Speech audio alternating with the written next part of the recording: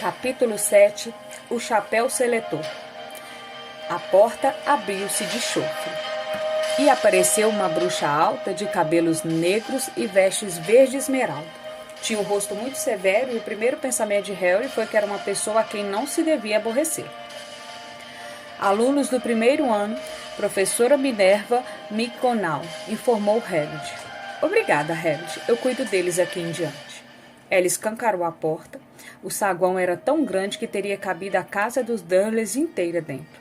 As paredes de pedra estavam iluminadas com achós flamejantes como os de Gringotts. O teto era alto demais para se ver, e uma imponente escada de mármore em frente levava aos andares superiores. Eles acompanharam a professora Minerva pelo piso de lajotas de pedra. Harry ouviu o murmúrio de centenas de vozes que vinham de uma porta direita. O restante da escola já devia estar reunido, mas a professora Minerva levou os alunos da primeira série a uma sala vazia ao lado do saguão. Eles se agruparam lá dentro, um pouco mais apertado do que o normal, olhando nervosos para os lados. Bem-vindos a Hogwarts, disse a professora Minerva. O banquete de abertura do ano letivo vai começar daqui a pouco, mas antes de se sentarem às mesas, vocês serão selecionados por casas. A seleção é uma cerimônia muito importante, porque enquanto estiverem aqui, sua casa será uma espécie de família em Hogwarts.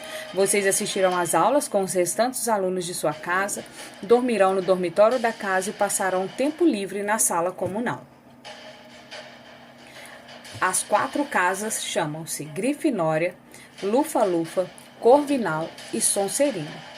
Cada casa tem sua história honrosa e cada uma produziu bruxas e bruxos extraordinários. Enquanto estiverem em Hogwarts, seus acertos renderão pontos para sua casa, enquanto os erros a farão perder. No fim do ano, a casa com maior número de pontos receberá a taça da casa, uma grande honra. Espero que cada um de vocês seja motivo de orgulho para a casa a qual vier a pertencer. A cerimônia da seleção vai se realizar dentro de alguns minutos na presença de toda a escola. Sugiro que vocês se arrumem o melhor que puderem enquanto esperarem. O olhar dela se demorou por um instante na capa de Neville, que estava afivelada debaixo da orelha esquerda e o nariz sujo de Ron.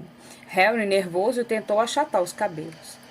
Voltarei enquanto estivermos prontos para receber vocês, disse a professora Minerva. Por favor, aguardem em silêncio. E se retirou da sala. Harry engoliu em seco. Mas como é que eles selecionam a gente para as casas? Harry perguntou a Rony. Deve fazer uma espécie de teste, acho. Fred diz que dói a beça, mas acho que estava brincando. O coração de Harry deu um pulo terrível.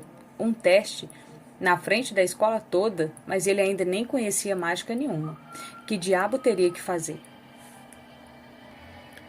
Não previra nada do gênero assim logo na chegada. Olhou à volta, ansioso, e viu que os outros também pareciam apavorados.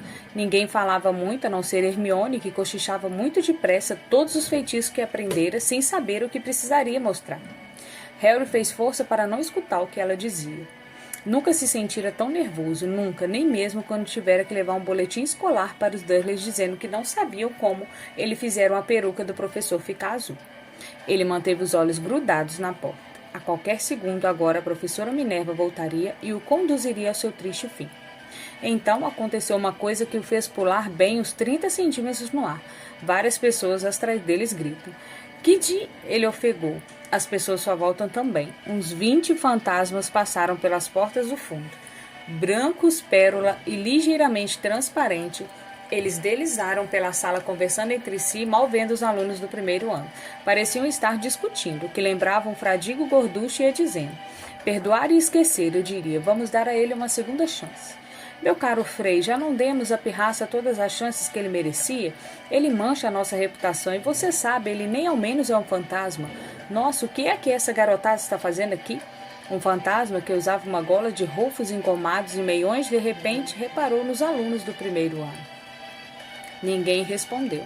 Alunos novos, disse o Frei gorducho sorrindo para eles. Estão esperando para ser selecionados, imagino. Alguns garotos confirmaram com a cabeça, mudos. Espero que vou ver vocês na Lufa-Lufa, falou o Frei. A minha casa antiga, sabe? Vamos andando agora, disse uma voz enérgica. A cerimônia de seleção vai começar. A professora Minerva voltara. Um a um os fantasmas saíram voando pela parede oposta. Agora façam fila e me sigam. Sentindo-se pouco à vontade, como se suas pernas tivessem virado chumbo, Harry entrou na fila atrás de um garoto de cabelos cor de palha e na frente de Ron, e todos saíram da sala. Tornaram a atravessar o saguão e as portas duplas que levavam ao grande salão. Harry jamais imaginara um lugar tão diferente e esplêndido. Era iluminado por milhares de velas que flutuavam no ar sobre 4 mesas compridas, onde os demais estudantes já se encontravam sentados. As mesas estavam postas com pratos e taças douradas. No outro extremo do salão havia mais uma mesa comprida em que se sentavam os professores. A professora Minerva levou os alunos do primeiro ano até ali, de modo que eles pararam enfileirados diante um dos outros, tendo os professores às suas costas. As centenas de rostos que se contemplaram pareciam lanternas fracas à luz trêmula das velas. Misturados aqui e ali os estudantes, os fantasmas brilhavam como prata envolta em névoa. Principalmente para evitar os olhares fixos neles, Harry olhou para cima e viu um teto aveludado e negro salpicado de estrelas. Ouviu Hermione cochichar. É enfeitiçado para parecer o céu lá fora. Li em Hogwarts uma história. Era difícil acreditar que havia um teto ali e que o salão principal simplesmente não se abria para o infinito. Harry baixou depressa os olhos quando a professora Minerva silenciosamente colocou um banquinho de 4 pernas diante dos alunos do primeiro ano. Em cima do banquinho ela pôs um chapéu pontudo de bruxa. O chapéu era remendado, esfiapado e sujíssimo. Tia Petúnia não teria permitido que um objeto nessas condições entrasse em casa. Talvez tivesse que tentar tirar um coelho de dentro dele. Harry pensou delirando. Parecia apropriado. Reparando que todos no salão agora olhavam para o chapéu, ele olhou também. Por alguns segundos fez-se um silêncio total. Então o chapéu se mexeu. Um rasgo junto à aba se abriu como uma boca e o chapéu começou a cantar. Ah, vocês podem me achar pouco atraente, mas não me julguem só pela aparência. Engula-me mesmo se puderem encontrar um chapéu mais inteligente do que o papai aqui. Podem guardar seus chapéus coco bem pretos, suas cartolas altas de cetim brilhoso, porque sou o chapéu seletor da Hogwarts e dou de 10 a 0 em qualquer outro chapéu. Não há nada escondido em sua cabeça que o chapéu seletor não consiga ver. Por isso é só me porem na cabeça que vou dizer, em que casa da Hogwarts deverão ficar. Quem sabe sua morada é a Grifinória, casa onde habitam os corações indômitos. Ousadia e sangue frio e nobreza destacam os alunos da Grifinória dos demais.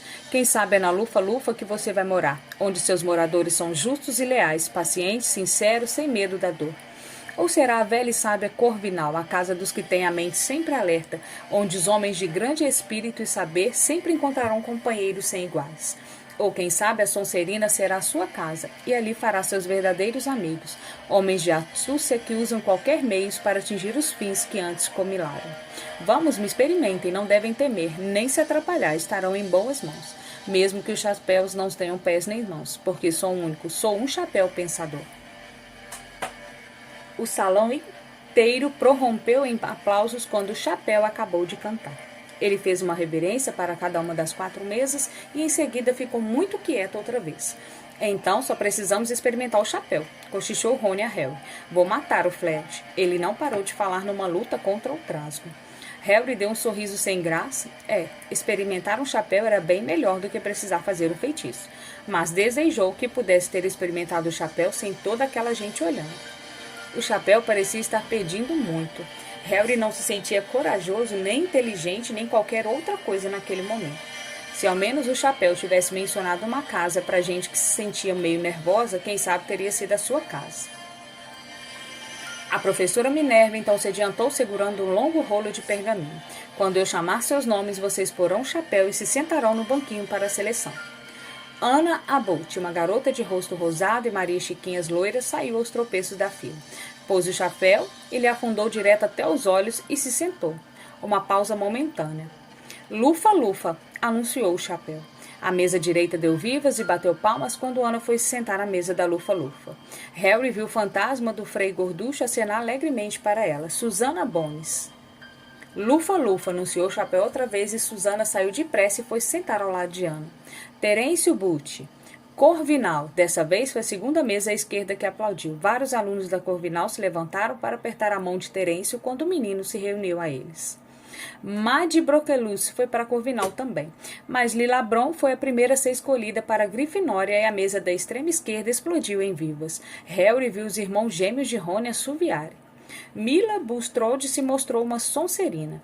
Talvez fosse a imaginação de Harry, mas depois de tudo que ouvira sobre a Sonserina, achou que eles formavam um grupo de aparência desagradável. Estava começando a se sentir decididamente mal agora. Lembrou-se da seleção para os times nas aulas de esporte de sua velha escola. Sempre fora o último a ser escolhido. Não porque não fosse bom, mas porque ninguém queria que Duda pensava que gostavam dele. Justino Finch Fletcher, Lufa-Lufa. Às vezes Harry reparou. O chapéu anunciava logo o nome da casa, mas outras levavam tempo para se decidir. Simas Finnegan, o menino de cabelos cor de palha ao lado de Harry na fila, passou sentado no banquinho quase um minuto antes de o chapéu anunciar que iria para a Grifinória. Hermione grande. Hermione saiu quase correndo até o banquinho e enfiou o chapéu, ansiosa. Grifinória, anunciou o chapéu e Rony gemeu. Um pensamento horrível correu a Harry, como se fazem os pensamentos horríveis quando a pessoa está nervosa. E se ele não fosse escolhido? E se ficasse ali sentado com o chapéu na cabeça, cobrindo seus olhos durante um tempão, até a professora Minerva arrancá-lo de sua cabeça e dizer que obviamente houvera um engano e era melhor ele pegar o trem de volta?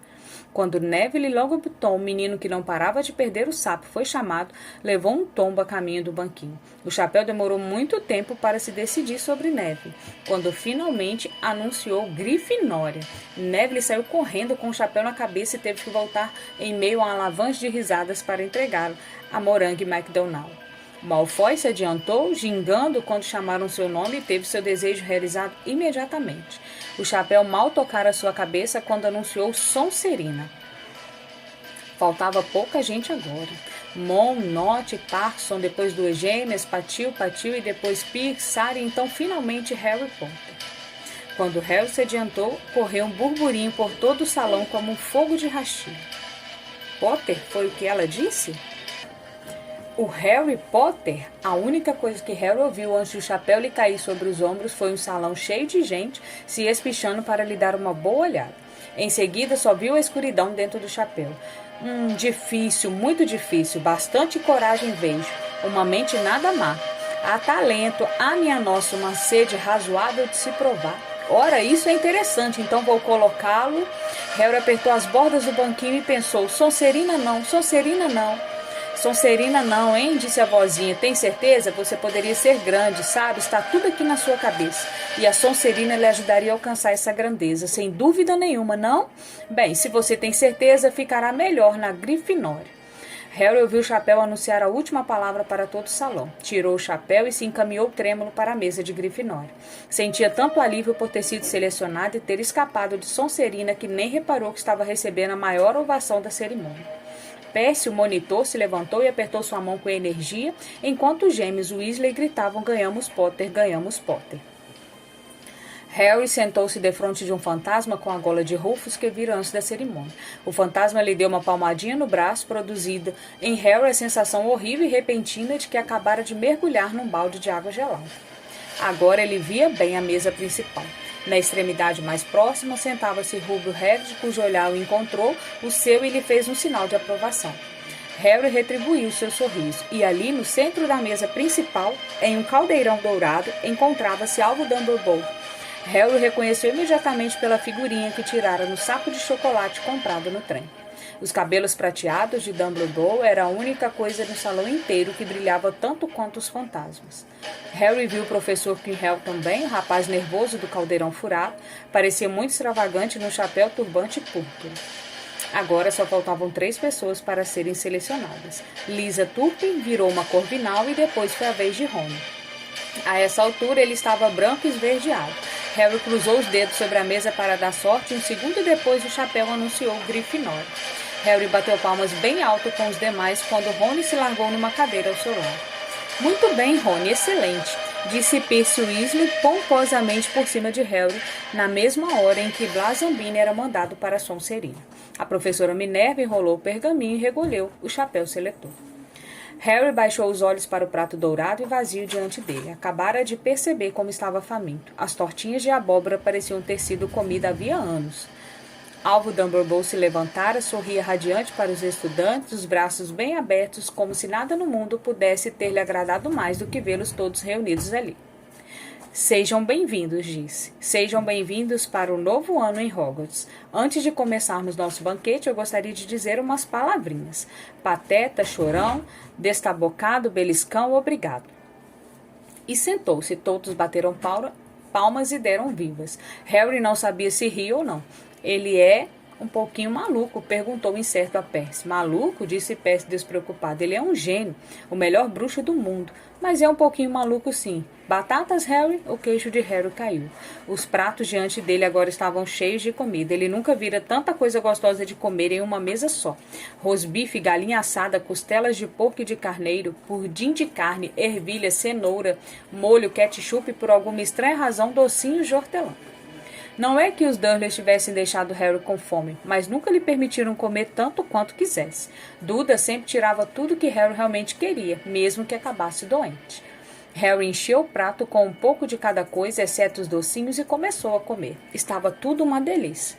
Isso está com uma cara ótima, disse o fantasma de gola de Rufus, observando tristemente Harry cortar o rosbife. O senhor não pode? Não.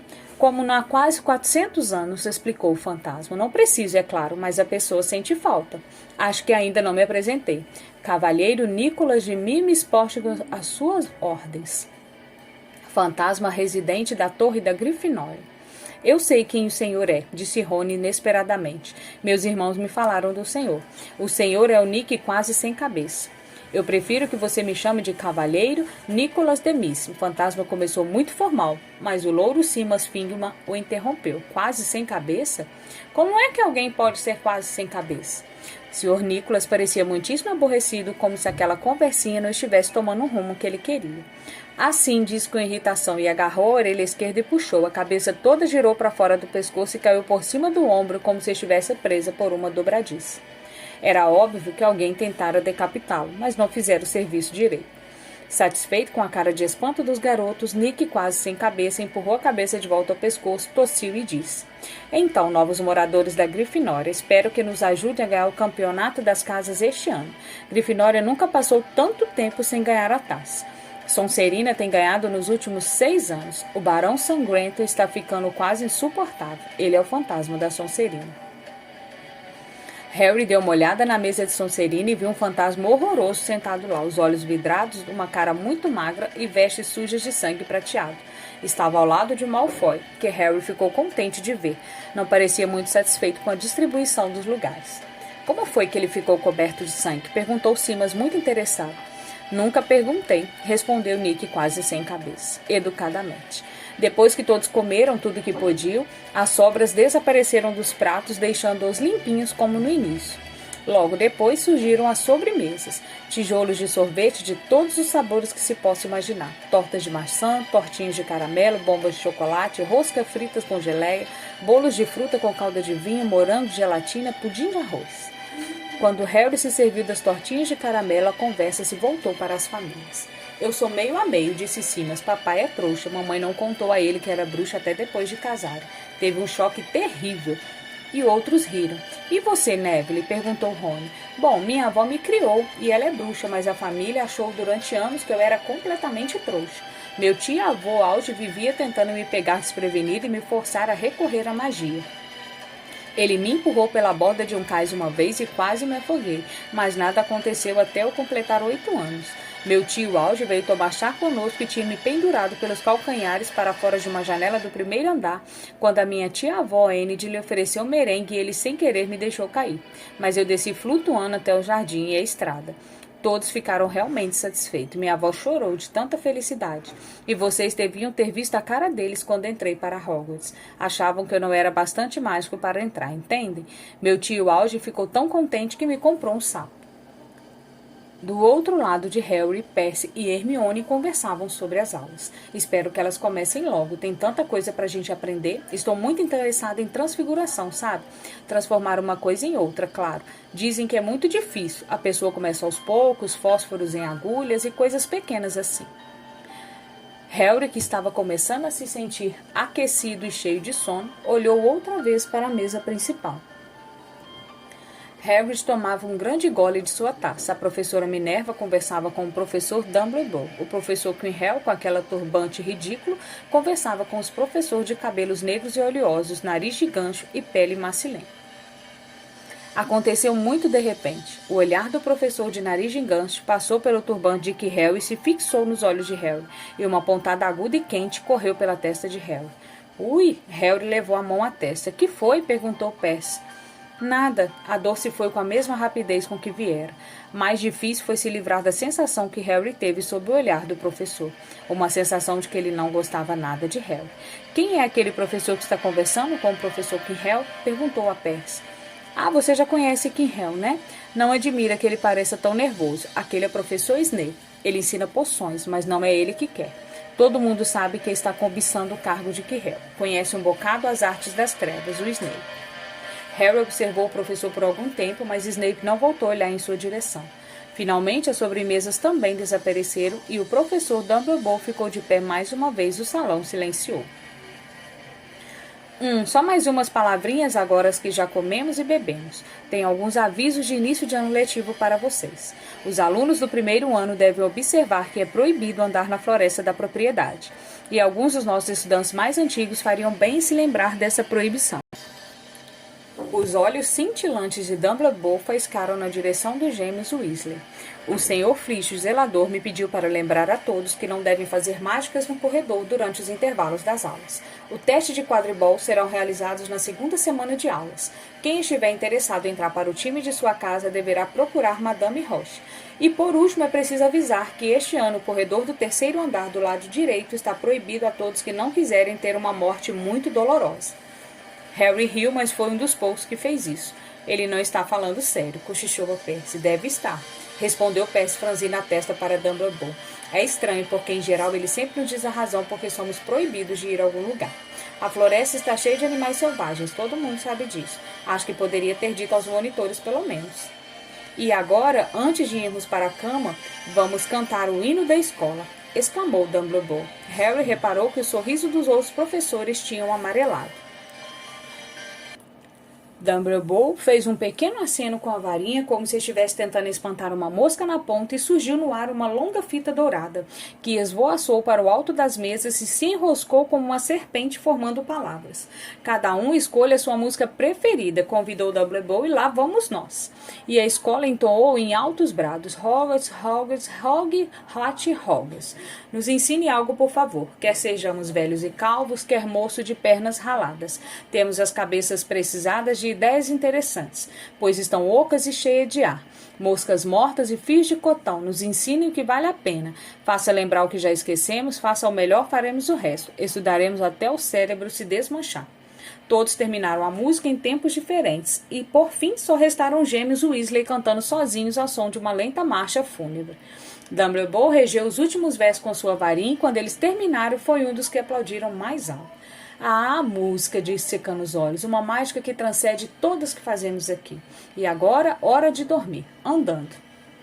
Os novos alunos de Grifinória seguiram Percy por entre os grupos que conversavam. Saíram do salão principal e subiram a escadaria de mar. As pernas de Harry pareciam um chumbo outra vez, mas só porque estava muito cansado e saciado.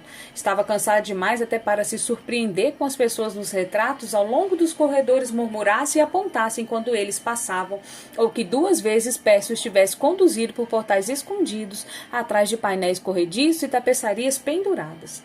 Subiram outras tantas escadas, bocejando e arrastando os pés, e Harry começou a se perguntar quanto ainda faltava para chegar quando se de repente pararam.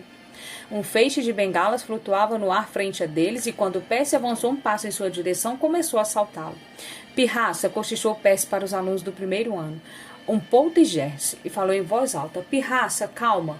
Um som alto e grosseiro, com o ar espancando de um balão, respondeu. Quer que eu vá procurar o Barão Sangrento? Ouviram um estalo e um homenzinho com os olhos escuros e maus e a boca escancarada apareceu, flutuando de pernas cruzadas no ar, segurando as bengalas.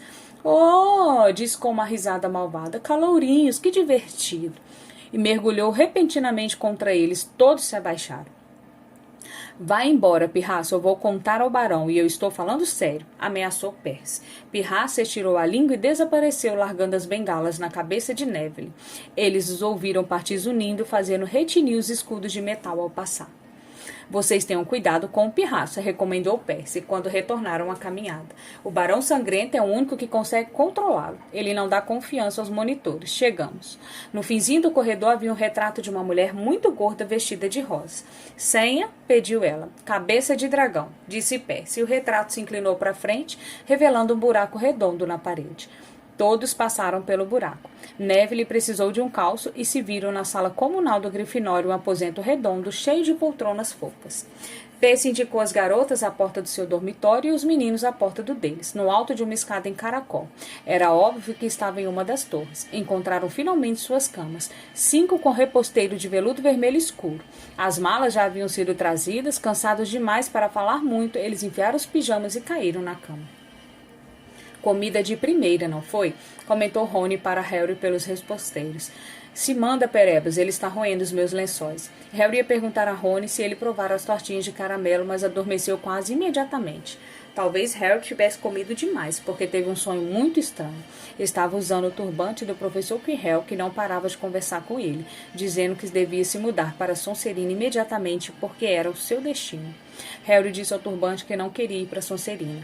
O turbante foi ficando cada vez mais pesado. Harry tentou tirá-lo, mas ele começou a apertar sua cabeça até doer. E aí Malfoy apareceu rindo do esforço dele. Depois, Malfoy se transformou no professor de nariz de gancho, Snape, cuja gargalhada ecoou alta e fria. Houve um clarão verde e Harry acordou, suado e trêmulo. Mudou de posição e tornou a dormir. E quando acordou no dia seguinte, nem se lembrou que tinha sonhado.